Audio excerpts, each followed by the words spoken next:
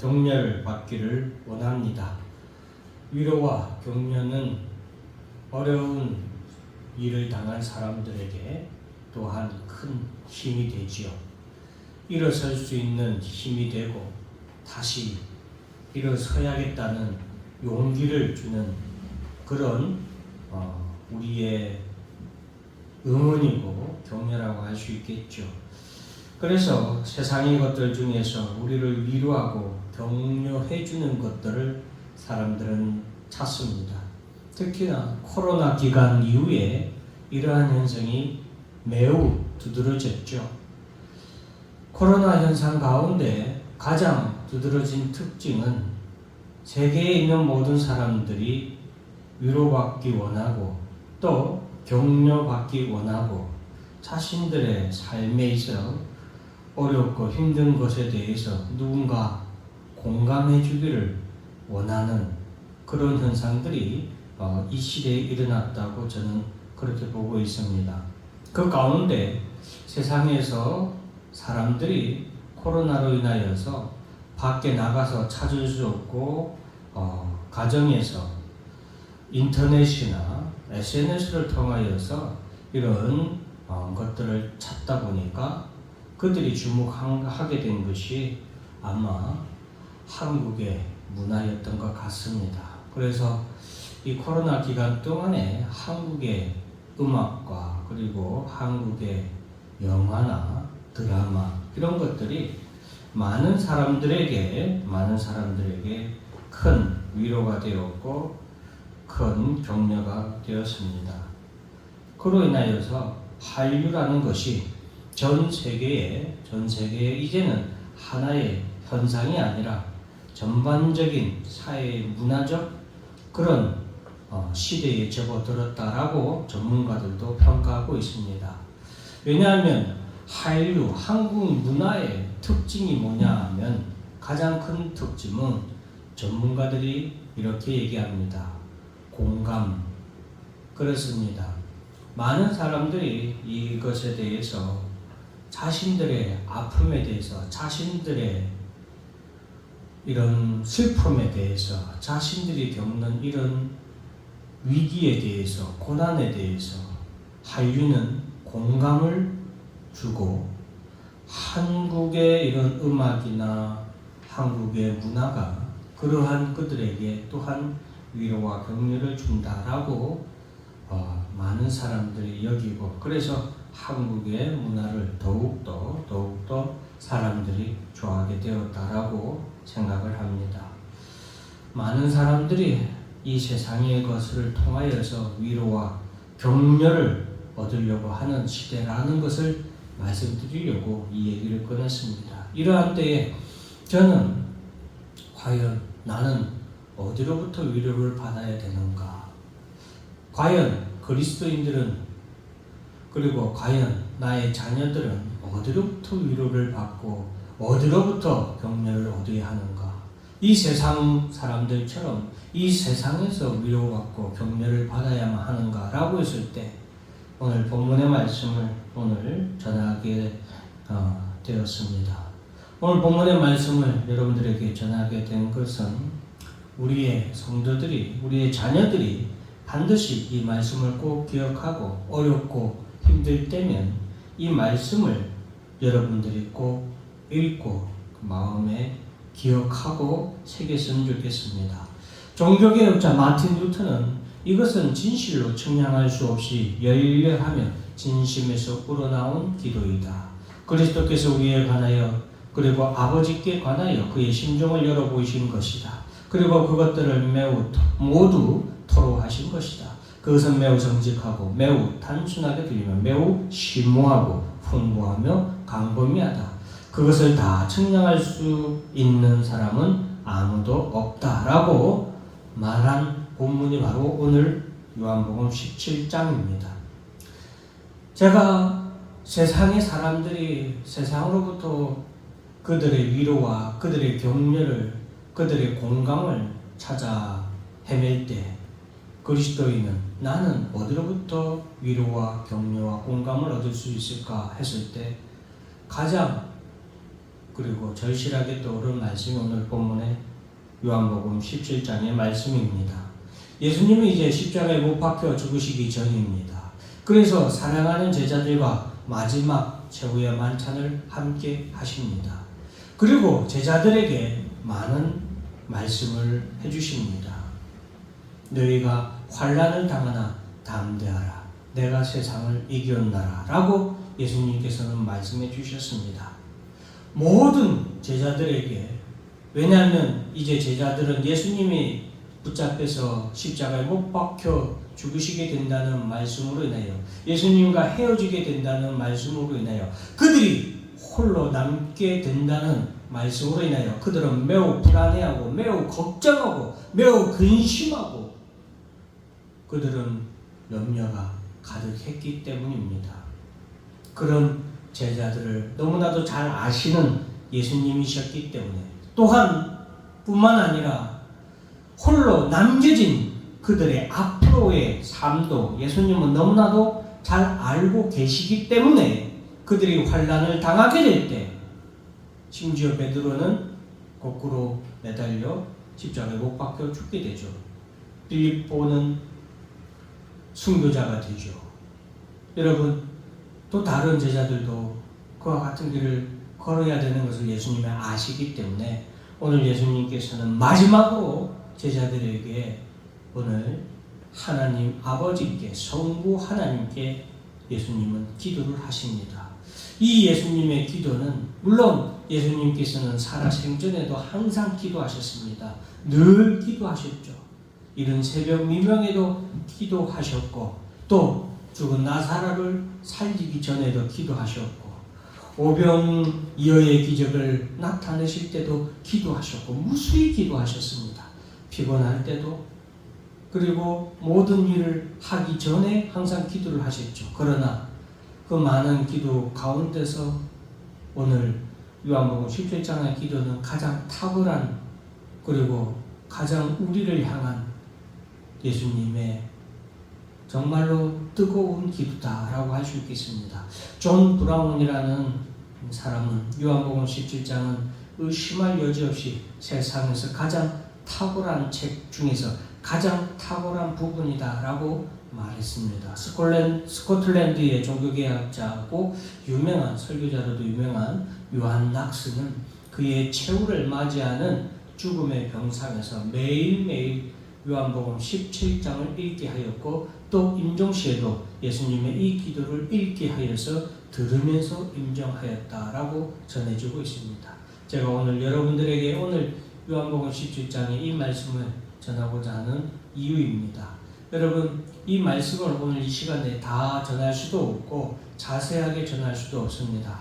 다만 주요한 내용만 딱 정리해서 전해드릴 것인데, 여러분들이 꼭 어렵고 힘들 때, 여러분 부디 세상에서 위로를 받으려고 하지 마시고, 어렵고 힘들 때면 요한복음 17장을 읽으시면서 하늘로부터 오는 위로와 격려와, 그리고 하늘로부터 오는 은혜를 여러분들 꼭 맛보시고, 하늘로부터 오는 것으로 여러분들의 마음을 채우시기를 간절히 주의 이름으로 축원합니다.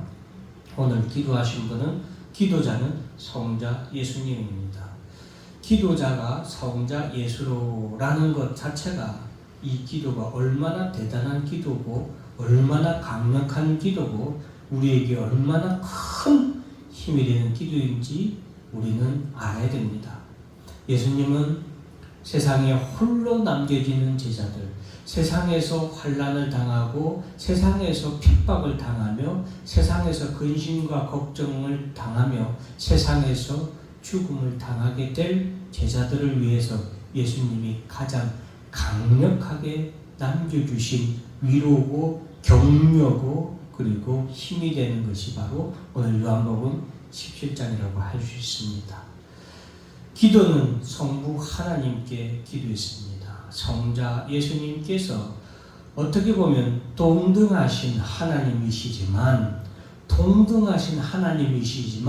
그럼에도 불구하고 성자 예수님께서는 누구를 위해서? 우리를 위해서 성부 하나님께 친히 엎드려 기도하신 거예요. 누구를 위해서? 우리를 위해서.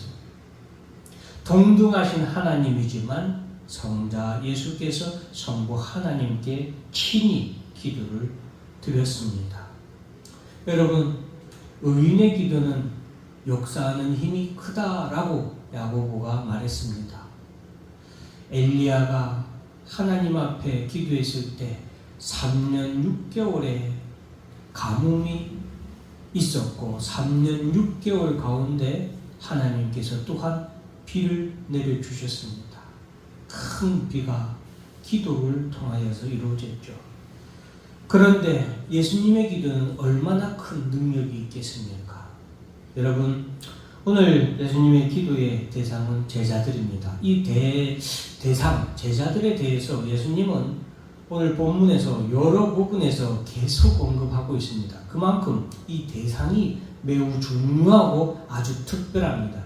예수님의 이 거룩한 기도의 대상, 예수님이 성자 예수께서 성부 하나님께 간절히 기도한 이 기도의 대상, 얼마나 중요한 자들이고 얼마나 소중한 자들인가를 예수님은 계속해서 오늘 기도에서 계속 언급하고 있습니다. 이 제자들은 어떤 자들을 제자들이라고 했냐?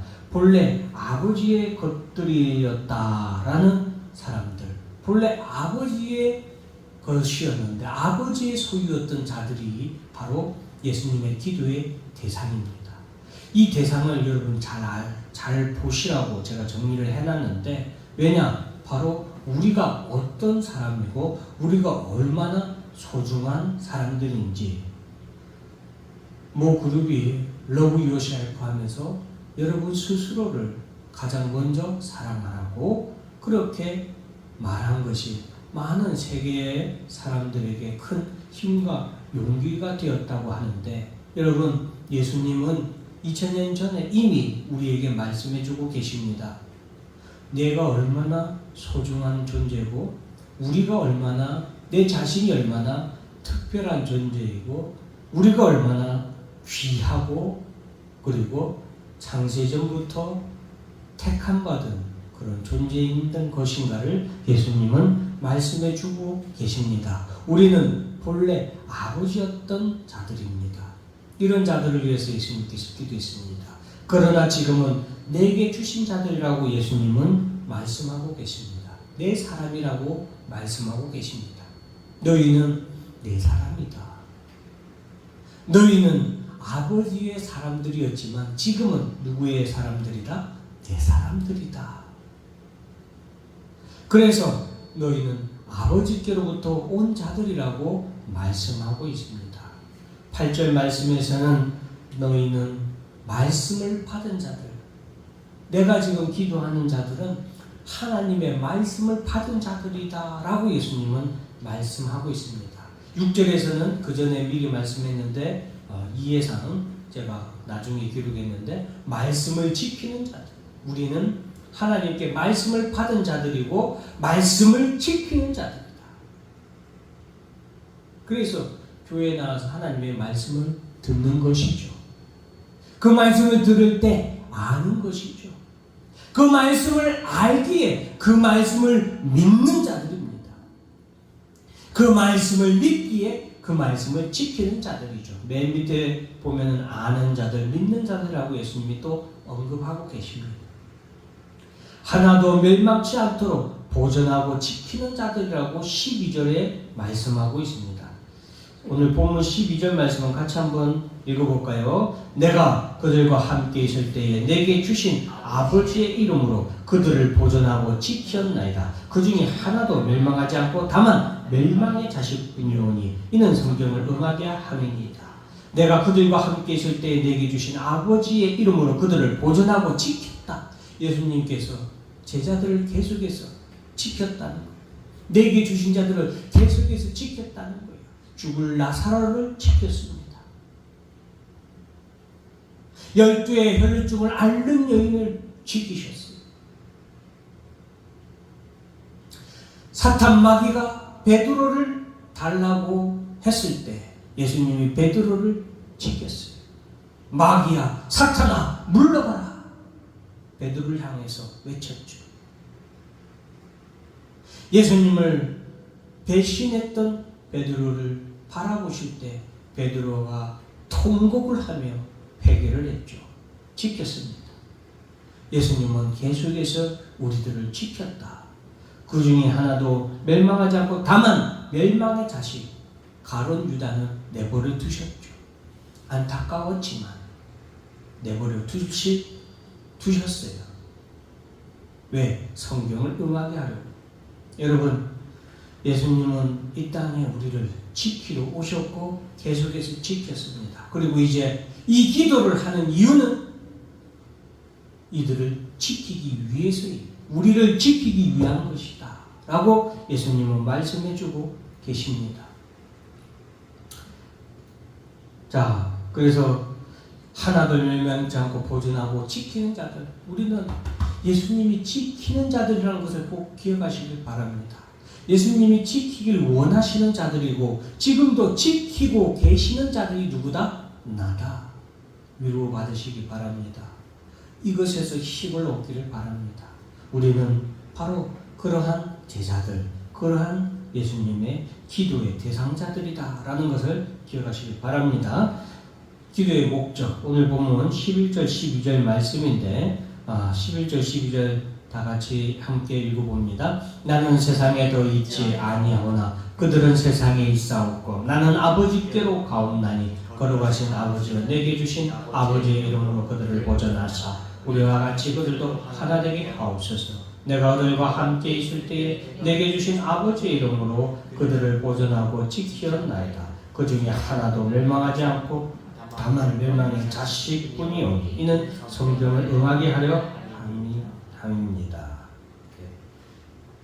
자, 여러분, 기도의 목적, 여러분, 예수님께서 이렇게 기도하신 것은 우리를 지켜주시고 지키시기 위한 것이다 라는 것을 우리가 알아야 되겠습니다. 여러분, 이 기도의 목적은 또한 우리가 홀로 있지 않도록 하시기 위한 것이라는 것을 또한 예수님께서는 계속해서 말씀하고 계십니다. 예수님의 이 17장 이 기도를 보면은 계속해서 등장하는 단어가 있는데 그것은 함께라는 단어예요. 하나라는 단어예요. 왜? 이제 제자들은 예수님이 떠나고 나면 제자들은 홀로 남게 돼요. 혼자가 되게 되는 것이죠.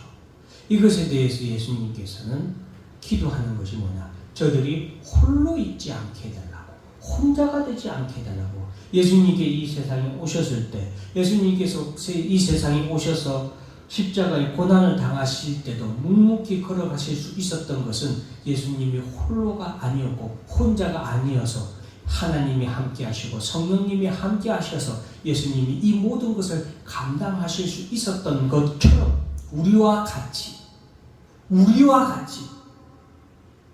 그들도 우리와 같이 하나가 되게 해달라고 기도하는 거예요. 우리가 혼자이지 않게 해달라고 기도하는 거예요. 우리가 홀로라고 생각하지 않도록, 홀로 되지 않도록 예수님이 기도한 것이죠. 그리고 그 기도의 최종적인 목적은 또한 기쁨을 충만히 가지도록 위해서 기도했다. 기도의 내용, 첫 번째 11절 12절 우리가 지금 읽었었죠. 홀로가 되지 않도록 기도했다. 두 번째는 15절 말씀입니다. 15절 말씀은 내가 비옵는 것은 두 번째 기도죠. 그들을 세상에서 데려가시기를 위함이 아니요 다만 악에 빠지지 않게 보존하시기를 기도합니다 라고 기도했어요.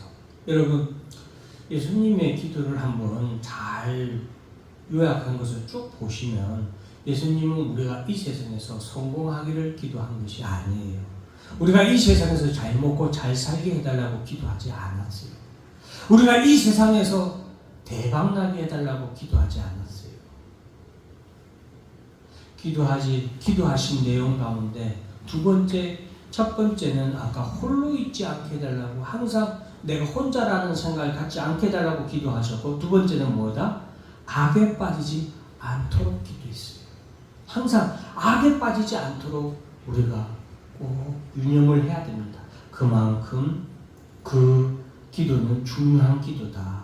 여러분, 우리가 악에 빠지지 않고 살아가는 것, 여전히 힘들고 여전히 어렵고 여전히 우리의 삶에 있어서 너무나도 눈물이 나는 고난의 삶이지만 내가 여전히 주의 몸된 교회에 나온다는 것, 이것이 우리가 주님의 기도로 말미암아 보존되고 있다는 것, 주님의 기도가 지금도 나를 붙들고 있다는 것 믿으시기를 주의 이름으로 축원합니다. 이것으로 힘을 얻기를 바랍니다. 세 번째는 17절 말씀에 보면 진리로 거룩하게 하옵소서라는 기도입니다. 그들을 진리로 거룩하게 하옵소서. 아버지의 말씀은 진리이다. 거룩하게 하는 것. 내가 여전히 하나님의 말씀을 듣고 하나님의 말씀을 알고 그 하나님의 말씀을 믿는 것, 이것이 바로 주님이 우리에게 기도한 것이 이루어지고 있는 증거입니다. 하나님의 말씀을 들을 때 기쁨이 충만한 것, 하나님의 말씀을 듣고 그것이 믿는 것, 아멘 하는 것, 그것이 뭐예요? 예수님의 이 기도가 여전히 2000년이 지난 지금도 여전히 우리에게 이루어지고 실행 중이라는 것. 그 말씀으로 우리가 거룩하게 되는 것을 우리가 기억하시길 바랍니다. 진리로 그들을 거룩하게 하옵소서라는 기도. 네 번째 기도는 21절에 보면 아버지께서 나를 보내신 것을 믿게 하옵소서. 21절 말씀을 같이 보면은 아버지여, 아버지께서 내 안에 내가 아버지 안에 있는 것 같이 그들도 하나가 되어 우리 안에 있게 하사 세상으로 아버지께서 나를 보내신 것을 믿게 하옵소서. 나를 보내신 것을 믿는 것, 그것이 내가 예수와 함께 하나가 되는 거고 하나님과 하나가 되는 거고 성부와 성자와 성령이 내 안에 계시는 증거임을 믿으시기 바랍니다. 내가 믿는 것, 예수가 그리스도라는 것을 믿는 것, 그것을 예수님께서는 기도하셨어요.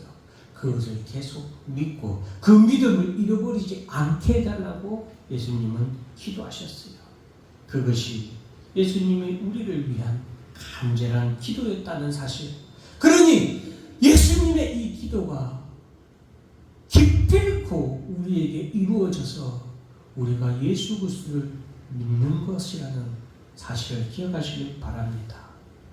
세상이, 죽음이 우리 앞에 광풍처럼 파도처럼 몰아치고 휘젓고 뒤집어 엎으려고 할지라도 우리의 믿음을 얻지 못한다는 사실을, 우리가 탄 배를 뒤집어 엎을 수 없다는 사실을 꼭 깨달으시길 바랍니다.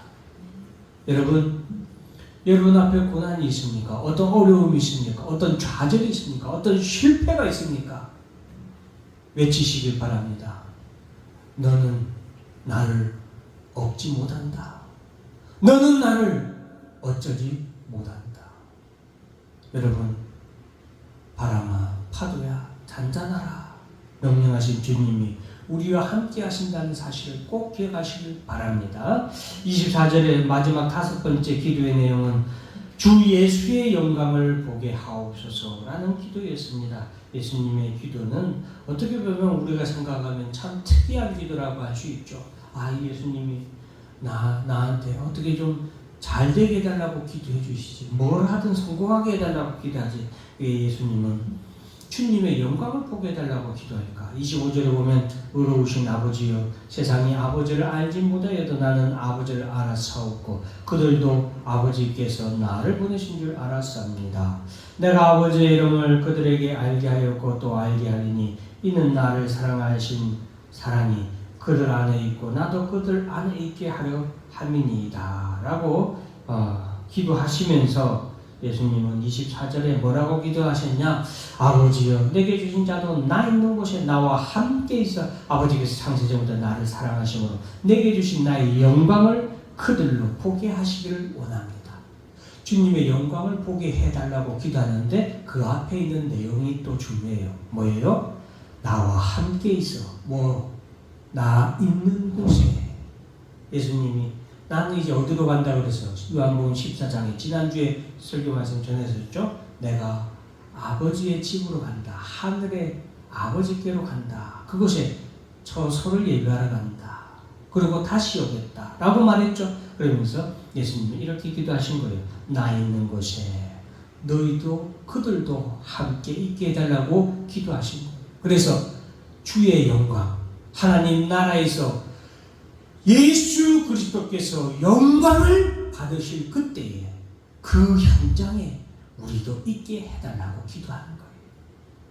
얼마나 이 마지막 5번째 이 기도는 우리에게 얼마나 큰 위로가 되고 얼마나 큰 소망이 되고 얼마나 큰 감격과 기쁨과 은혜의 기도가 되는 줄 상상도 하지 못합니다. 주님의 영광을 보는 그 자리에 우리가 있게 해달라는 그 기도, 우리를 위한 기도였습니다. 사랑하는 성도 여러분, 많은 것으로 여러분들에게 오늘 본문의 말씀을 자세히 전하지 못하지만 여러분, 세상의 위로와 세상의 것으로 여러분들의 위로받지 않고 이 주님의 기도에 위로받기를 원합니다. 요한복음 17장 이 말씀을 통하여 위로받기를 원합니다. 요한복음 17장에 이 예수님의 기도가 여러분들이 다시 일어설 힘이 되기를 바랍니다. 여러분, 예수님의 이 간절한 그리고 우리를 사랑하신 그 기도가 여러분에게 힘이 되고 용기가 되고 여러분들의 빈 마음을 가득 채우는 기쁨의 말씀이 되고 기도가 되고 그리고 응원이 되고 은혜가 되기를 주 이름으로 간절히 축원합니다. 이 기도를 꼭 기억하시길 바랍니다. 다 같이 기도하겠습니다.